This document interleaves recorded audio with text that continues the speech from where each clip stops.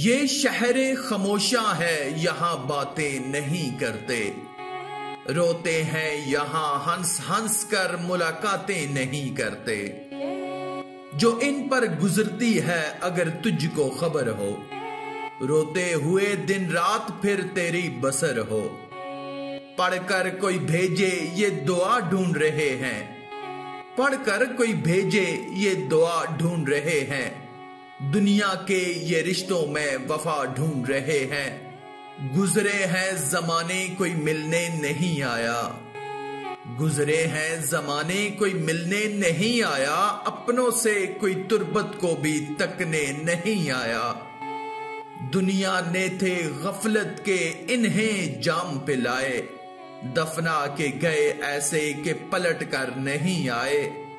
दिल पाक जो लाए थे, हाँ दिल पाक जो लाए थे वही महजबी हैं।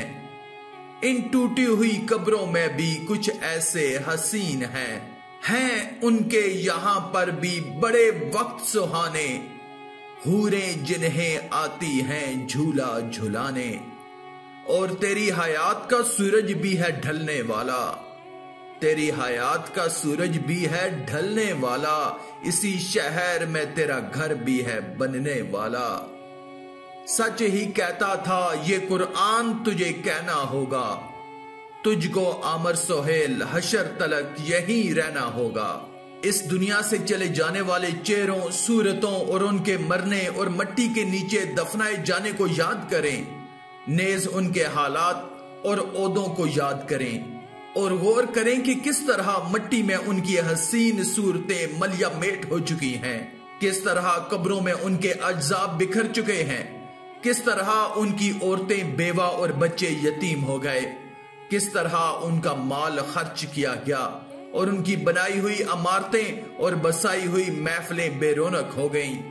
किस तरह वो अपनी जवानी पर भरोसा और दुनिया की लज्जतों में मुब्तला होकर जल्द आने वाली मौत से गाफिल थे। वो जिन हाथों और पांव से दुनिया जमा करने की कोशिश में लगे हुए थे, अब उनके वही हाथ पांव और जोड़ अलहदा हो चुके हैं। जिस जबान के जरिए वो गुफ्तगू किया करते थे, अब उस जबान को कीड़े खा चुके हैं। जिन दांतों से वो हंसा करते थे, अब मट्टी उनके दांतों को खा चुकी है। वो अपनी मौत से गाफिल, मरने से पहले साला साल की जमा पूंजी में लगे हुए थे कि खबर ही ना हुई और मौत आ गई। मुल्कल मौत की सूरत जाहिर हुई और बगैर मोहलत दिए उनकी रूह कब्ज कर ली गई। ये सब तस्वर करने के बाद वो सोचेगा कि मैं भी तो उनके जैसा ही हूं और मेरी गफलत भी उनके जैसी गफलत है और अनकरीब मेरा भी वही अंजाम होने वाला है जो इन सब का हुआ है। मौत को जिंदगी की सफाक हकीकत का नाम भी दिया गया है। हजरत अली रजी अल्लाह ताला अन्हो के मुताबिक जिंदगी की सबसे बड़ी मुहाफिज खुद मौत होती है।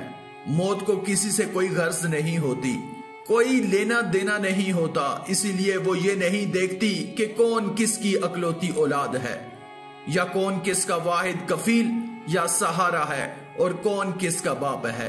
वो बस बेताबी से जिंदगी के ताक़ुब में दीवाना वार दौड़ती रहती है और बिला आखिर उसे एक दिन जा लेती है। आखिर में अल्लाह रब्बुल इज्जत से दुआ है कि अल्लाह हमें मौत को याद रखने और नेक अमाल करने और बुराई से बचने और बचाने की तौफीक अता फरमाए। आमीन या रब्बल आलमीन।